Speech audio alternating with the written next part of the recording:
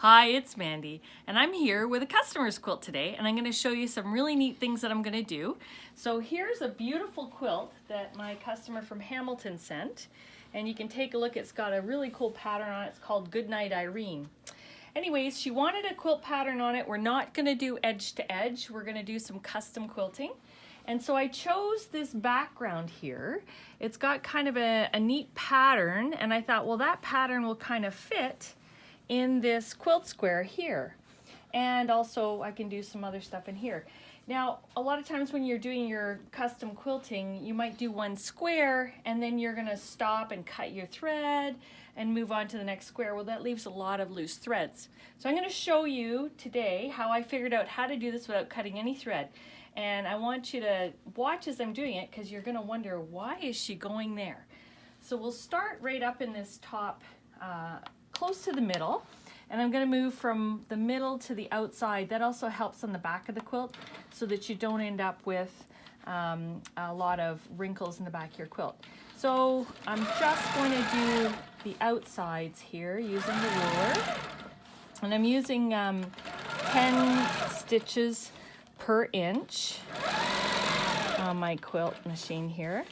And I'm not going to go all the way around. I'm actually going to be looking for a place where I can move farther to the left. So now that I've got down here, I'm not going to talk anymore. I'm just going to go ahead and quilt because I have to think. So,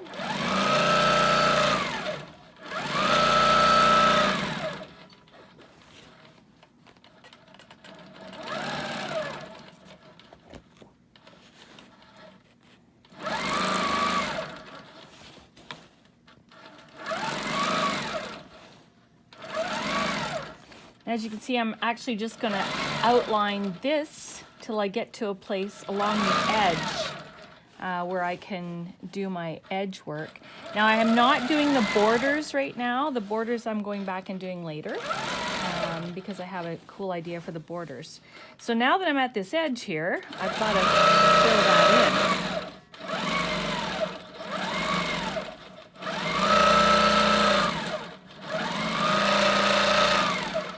This doesn't look like much when you first start, but as you can see, the pattern's starting to come together there.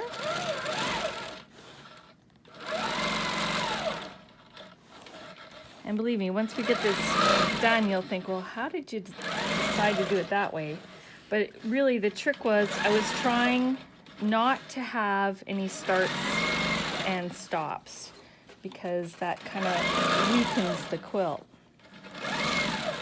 And now I'm back to this corner, and I'm going to start working on this square before I move back to this square. So, I know that this is how I did it.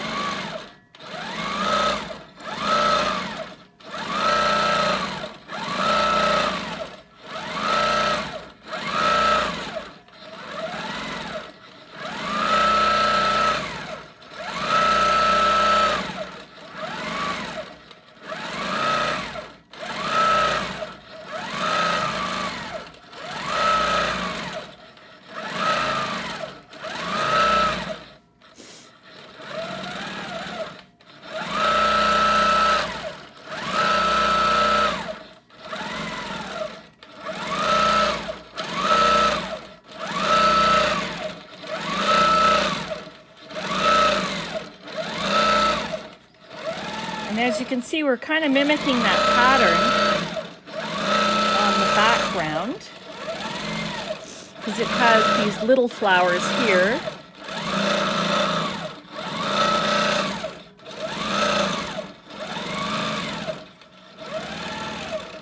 And then I'm going to finish it off, and I'm back to my center here.